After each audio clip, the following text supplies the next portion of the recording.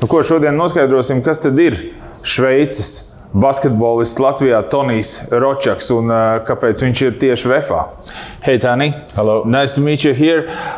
We know some Swiss basketball players like Pele and Sefalosha, but we don't know much about Swiss basketball. In a few words, how could you describe it? In a few words, Swiss basketball, I would say, has definitely been getting better over the last couple of years in terms of level, interest, following.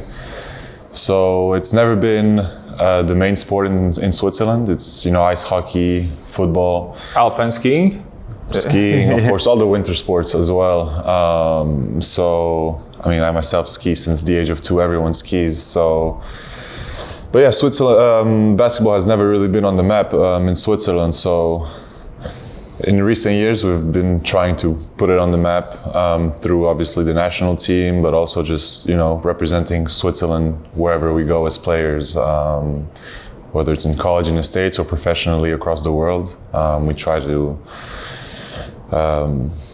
represent Switzerland in the best possible way that we can. Okay, as we heard here in Latvia, like all the Swiss people are nice people. Is it true?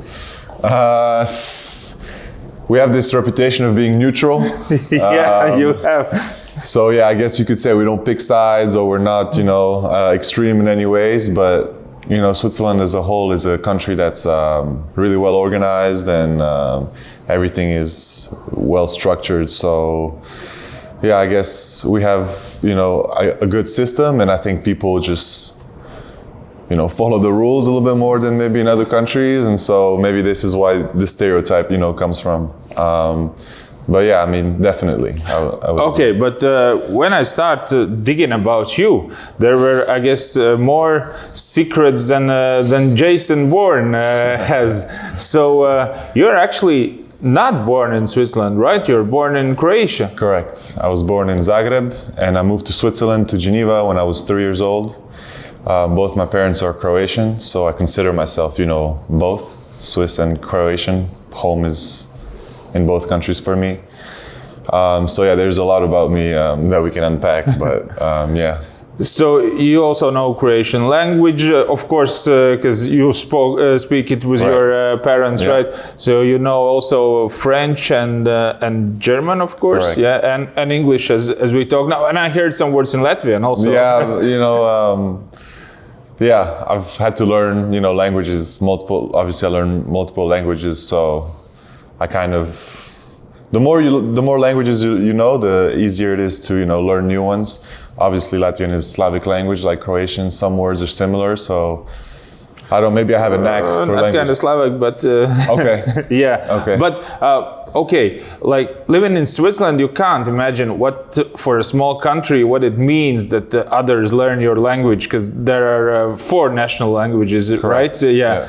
But as you think as yourself as a Croatian, then does it mean a lot when somebody speaks with you in Croatian and somebody who came there learned that language? And because for us, it's a big deal. Yeah. The language is just a sign that you can, you have some common ground with someone else. You've shared some part of identity as that other person. So obviously, when I hear Croatian, let's say I know that person can relate to me and I can relate to that person, in terms of mentality, culture, language, obviously, history. So yeah, obviously the language, it's a good feeling to be able to, speak your native language with someone, even outside your country. Whenever I meet, someone from Croatia or even Switzerland or, even France, because obviously I speak French, but it's But you learned French because you lived in a part of Switzerland? Correct. Where, Geneva is the French-speaking part of Switzerland, so this is where I learned, French. I was 3 years old, so I speak it like native. Yeah. So went to school in French my whole life up until college. Yeah, so. And then you went to USA, and now you speak also English as your native, correct. Like third native language. Yeah. Yeah, so sometimes it all gets mixed up in my head, but I think I managed pretty all right, Okay, we're standing where in the background is the Champions Trophy of Latvia. Is it might be the first successful chase for the championship for you this season? Yeah, I mean, I certainly hope so. It's obviously the goal, as an athlete to end up, on the top at the end of the season. Obviously, it takes a lot of everything: hard work, preparation, character, having the right habits on a daily. Playing the right way, having a good team, just everything has to come together. And obviously, we're hoping that for us this year, it's going to amount to that. Well, you're lucky because you can end up with 2 championships this year, Latvian, Estonian League and Latvian. Yeah, so if I get both, then, it's even better. I'll be even all right. better. Why not, right? Yeah.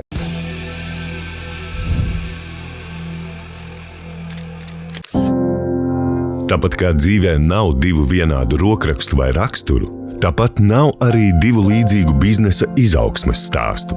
Un tāpat kā dzīvē, arī biznesā mēs meklējam tos, kas vēlas mūs saprast. Veiksmīgi uzņēmumi prasa uzmanību un iedziļināšanos. Tas ir tas, ko saņemsiet Rietumu bankā. Rietumu banka ir Latvijas lielākā vietējā kapitāla banka, kas finansē biznesa attīstību.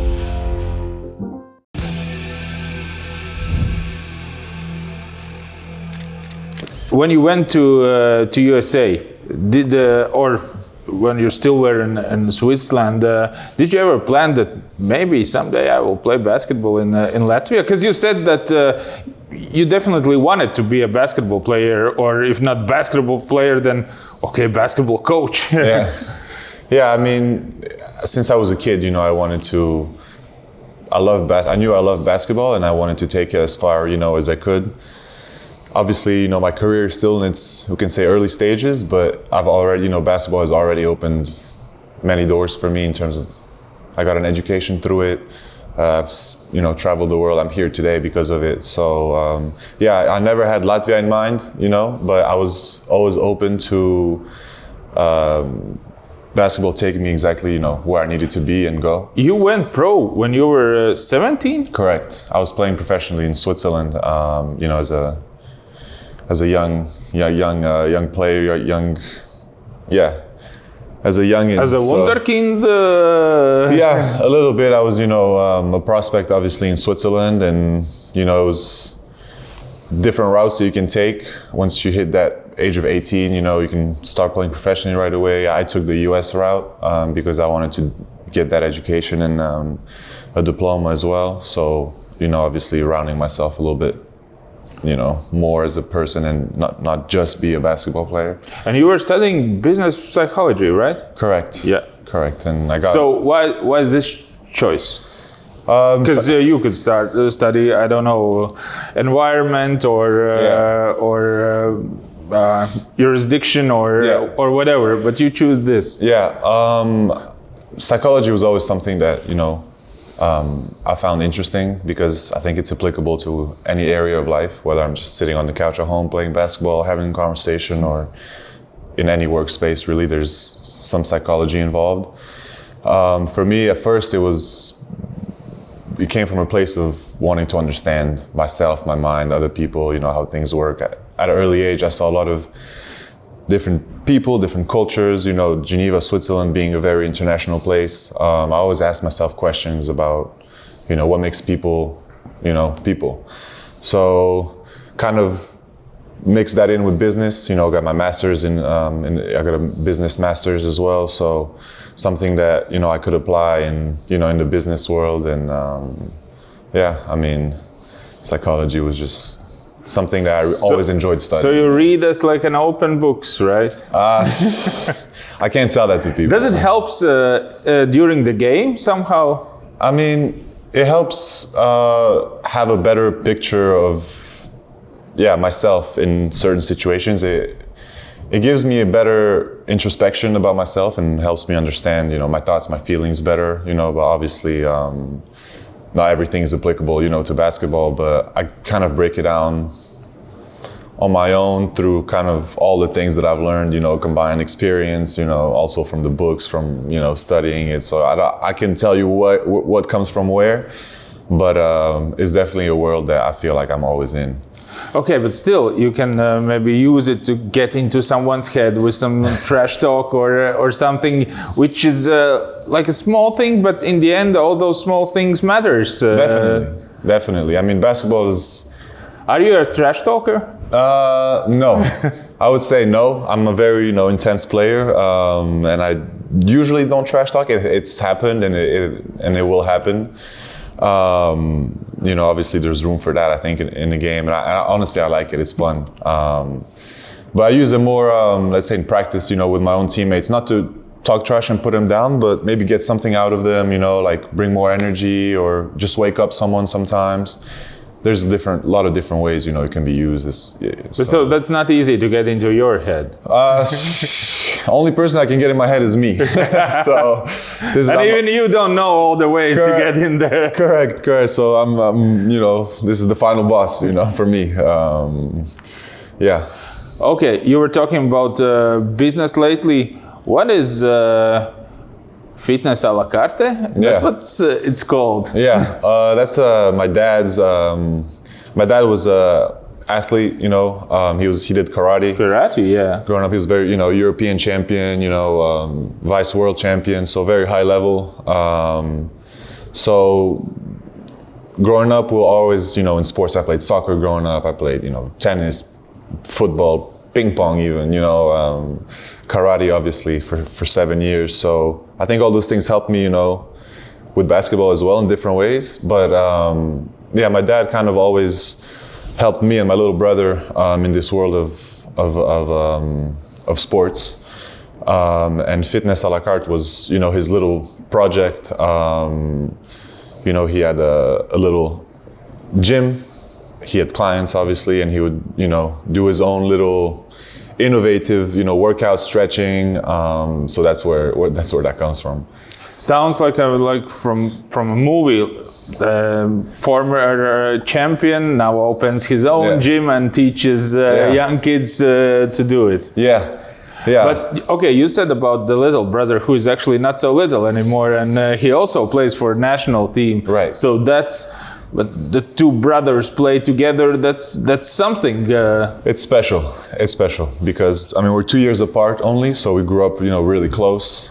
We played together when we were younger in youth teams, but being able to play at this level on a national team when we're grown up now is definitely something that means a lot for me and for him. We kind of have a telepathic understanding for each other, and obviously he knows me better than anyone. I know him better than anyone. He watches all my games. I watch all his games. So I know exactly where he is on the floor without having to look at it. I know how he thinks, what his game is like, how he's wired. He knows the same for me. So it's really, really fun. It feels like there's two me's out there on the court. You and mini-me. Yeah. He's not so little, as you said. He's actually taller than me, but he's always going to be my little brother. Yeah. But the player you admire the most is the one whose games you couldn't watch live on television. Correct. Because Tonijs Kukoc was already retired when you started to watch television, I think. Correct. So it was introduced to me, through stories and people. Obviously, my mom is from Split. Tonijs Kukoc is from Split. I have family in Split. All my mom's side of the family is almost there. So obviously, growing up, I always knew who he was, and then when I started understanding things a little bit better, I started, watching old highlights, old clips, and now there's documentaries out about, the Chicago Bulls team. Yeah, The Last Dance, for example. Yeah. So I've all kind of looked up to him as a player, but also as a person. Also his demeanor and personality around it, his approach, and so. Yeah, I don't know how all those things, accumulate into me, but in some ways it is for sure.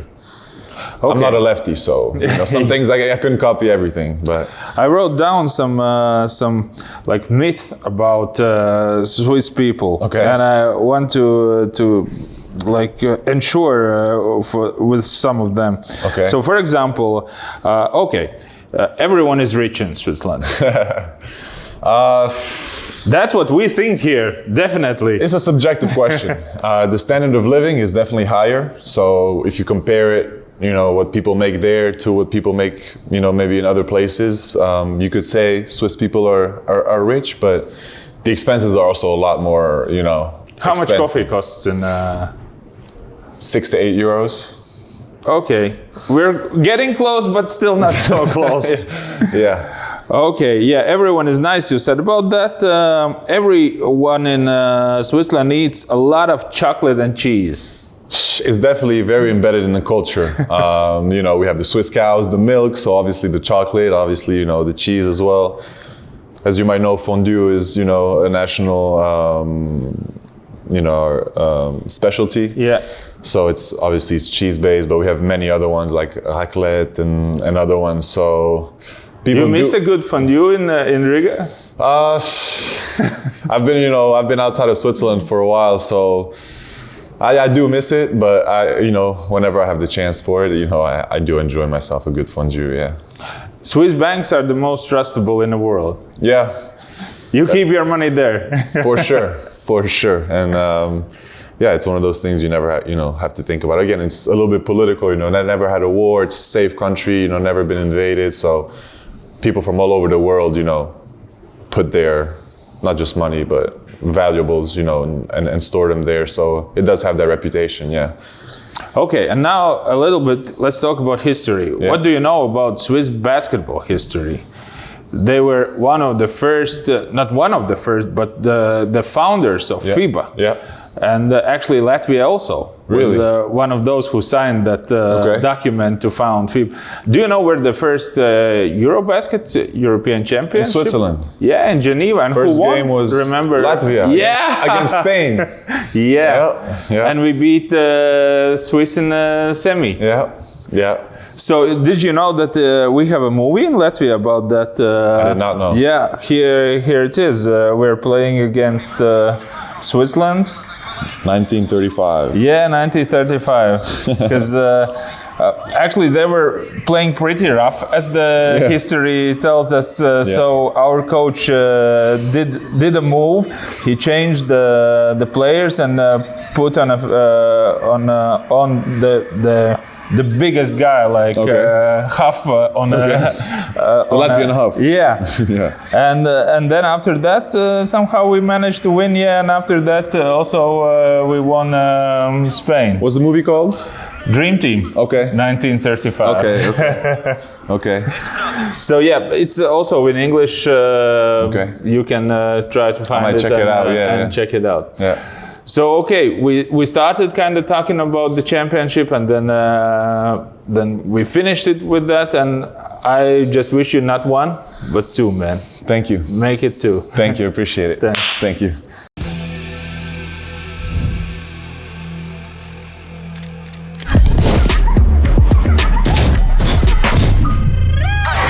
Visiem ienāc un saņem labāko kazino piedāvājumu. Jaunais Fēniks. 2 reiz vairāk, 2 reiz labāk.